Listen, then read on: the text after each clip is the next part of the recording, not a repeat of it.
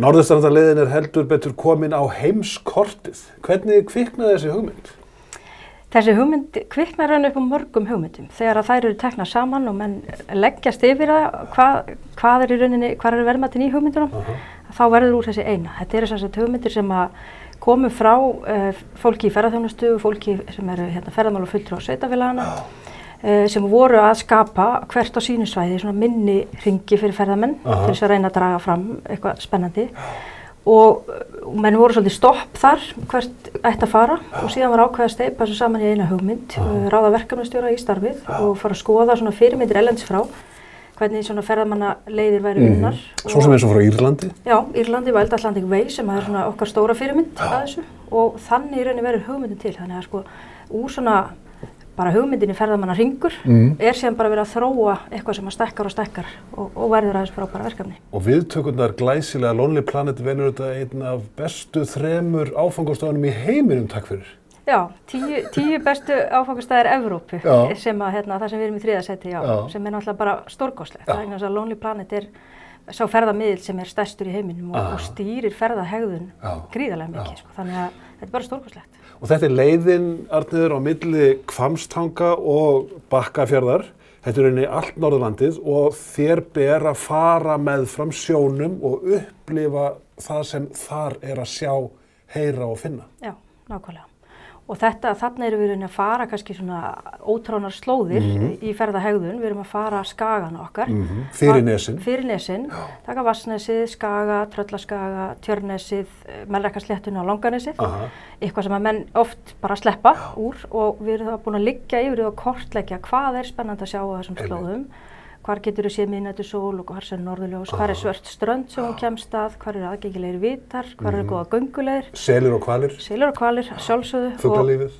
Og mannlífið. Og síðan eru eyjarnar okkar sérstaklega dregnar fram. Það eru 6 eyjar á þessu svæði sem eru mikið aðdrattalara. Hrísey og Grímsey með íbúabyggð allt árið en síðan fleiri eyjar sem eru með fuglalífi og bara frábærum minnjum.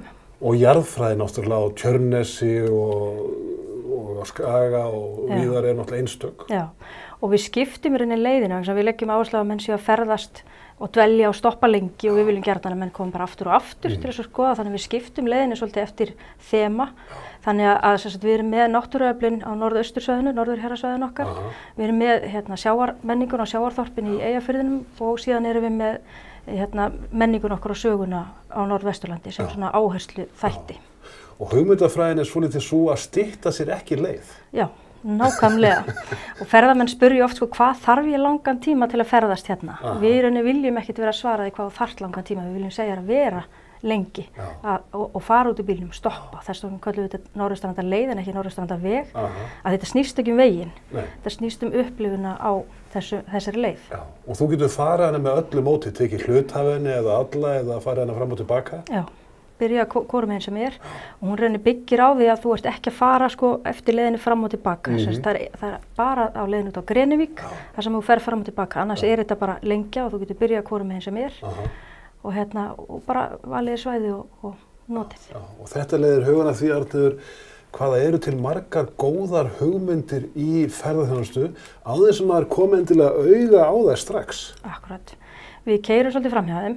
Og við erum alltaf að tala að það þurfa að búa til segla til þess að ná ferðamönnum út á land. Við viljum meina það að seglarnir eru til, við vitum ekki þá og þessi leið er bara aðferðafræði til þess að draga fram seglana. Og við eigum alveg ótrúlega flotta náttúruperlur á þessu svæði og svo svona minni aðdráttarafl og við höfum ótrúlega mikið á ónýttum innviðum í gistingu og í alls konar þjónustu og veitingum og fleiri. Þannig að þetta er bara aðferð til þess að draga þetta fram. En það sem við höfum fyrst og fremst hugsað á síðustu árum er að draga erlenda ferðamanninn að stærstu náttúruparadísum okkar, Gullfossi, Geysi, Ásbyrgi, Dettifossi, Mývatni, ég geti haldið áfram. En við gleymum stundum því hversdagslega í náttúrunni. Já, náttúrunni og mannlífinu. En ef þú hins vegar fer að tala við ferðamenn og spyrja hvað stóð upp úr Íslandsferðinni eftir hann er búinn að koma, þá er það mannlífið og það er einhvern veginn svona þessar litlu upplifanir, svona litlu perlur sem við eigum. Þannig að seglarnir þessi stóru, þetta eru góð tæki til þess að ná athygli út í heim, en við þurfum líka að vera tilbúin með allt þetta sem aðeins minna og sem bara ekkert síðra heldur en hitt og það ekki hægt að segja að þó að íslensk ferðaþjónusta sé þannig í dag að menn þekki gullna hringinn og lítið annað að það sé eitthvað sem á bara að vera. Við viljum breyta ferðaþjónustunni í Íslandi þannig að við getum haft ferðamenn allt land, allt árið. En sum sé erlendi ferðamæðurinn að taka eftir þessum litlu atriðum? Já, þeir gera það nefnilega. Þeir eru mjög vel undirbúnir og þeir tala við heimamenn og spurja og þeir í rauninni, það fer auðvitað eftir þjóðernum. Það er nú stundum sagt að Asíubúarnir sérstaklega, þeir komi bara og ferðist og haki í bóksun og vilja láta sýna sér, bara ákveðin fjall og ákveðin foss og bara sjá þá ekkert annað. En svo eru aðrir, og kannski þeir ferðamenn sem við sækjumst helst eftir, þeir sem vilja dvelja og þeir sem bara virkilega vilja grúska og það eru margir erlendi ferðamenn sem miklu betur að sér íslenska náttúru heldur en við Íslendingar. Og það er ótrúlega bara á þessari leið, norðurstranda leið, að jafnvel fólk í ferðaþjónustunni bara, vá, heyrðu, þetta til? Þegar maður fer að gefa sér tími að skoða. Og svo spyr maður að lokum eins og heimamaðurinn, hvernig vegurinn?